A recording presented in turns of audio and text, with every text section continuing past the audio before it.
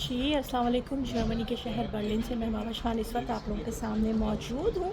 उम्मीद है कि आप लोग सब बहुत अच्छे से होंगे, अच्छे से वीकेंड गुजार रहे होंगे। जो अपनों के साथ है वो अपनों के साथ गुजार रहे होंगे, और जो दोस्त अहबाब के साथ है वो अपने दोस्त अहबाब के साथ गुजार रहे होंगे।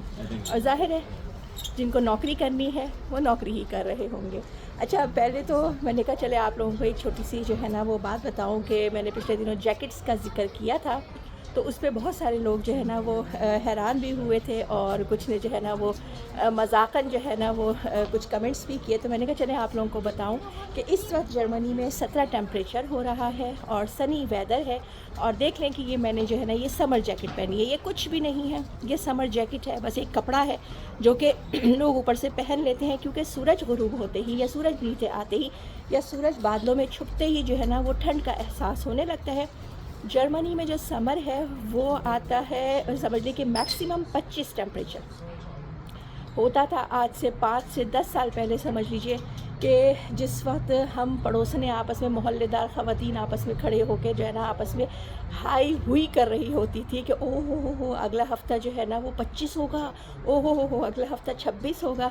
तो बेटा, जो लोग इस मौसम में इस तबाहाल जर्मनी में आए हैं, तो इसमें हमारा कोई कसूर नहीं है कि अगर आपको लगता है कि जर्मनी का जो समर है या टेम्परेचर है वो 36-38 टेम्परेचर होता है, तो वो जर्मनी का मौसम नहीं है, पहली बात। अच्छा, दूसरी बात मुझे आप लोगों से ये कहनी थी जो कि मोस्ट इम्पॉर्टेंट थी, और मैंने सोचा था कि मैं इस पर आप लोगों से बात करूँगी, और वो है फैमिली रीयूनियन वीज़ा के हवाले से। अच्छा, मैं जर्मनी में रहती हूँ, मुझे जर्मनी का पता है कि फ़ैमिली रीयूनियन वीज़ा यहाँ देना लेना इंतहाई मुश्किल है। इसीलिए पाकिस्तान से शादियों का रुझान जो है ना वो कम होता जा रहा है, क्योंकि ज़ाहिर है शादी आप करें 30 साल की उम्र में, उसके बाद जो है आप, एक सेकंड, मेरे पीछे ट्रेन आ रही है, मेरी नहीं है इसलिए रुकना पड़ेगा।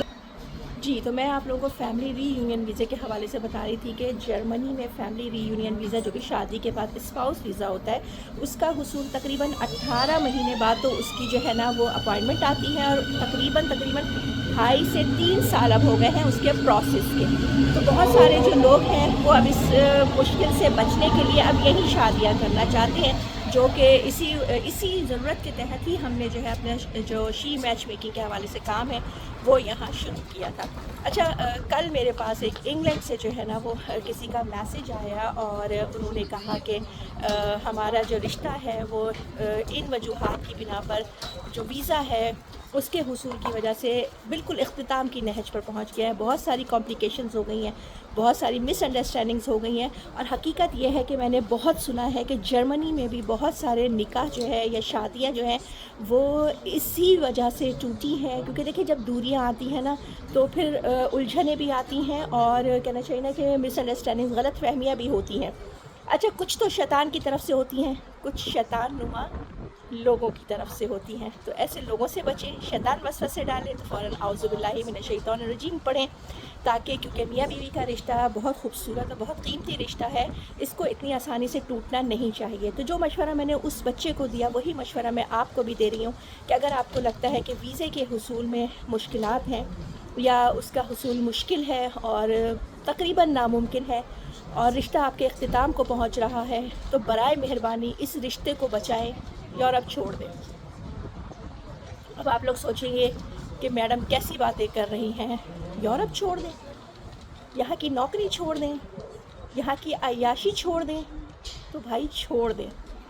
बीवी होगी तो ये सब कुछ होगा, बीवी नहीं होगी तो ये सब बेमायने होकर रह जाएगा। क्यों? क्योंकि देखिए मैं तो ये काम कर ही रही हूँ ना। यहाँ तो पहली ही, कहते ना पहली ही लुबना बड़ा मुश्किल है, तो दूसरा कहाँ से हम आपको ढूंढ कर देंगे। तो बहरहाल इस वक्त अच्छे रिश्तों का हुसूल बहुत मुश्किल हो गया है। जिनकी शादियाँ हो चुकी हैं, जिनकी बीवियाँ आ चुकी हैं, उनसे दरख्वास्त है कि वो इस रिश्ते को संभालें, इस रिश्ते को बचा लें।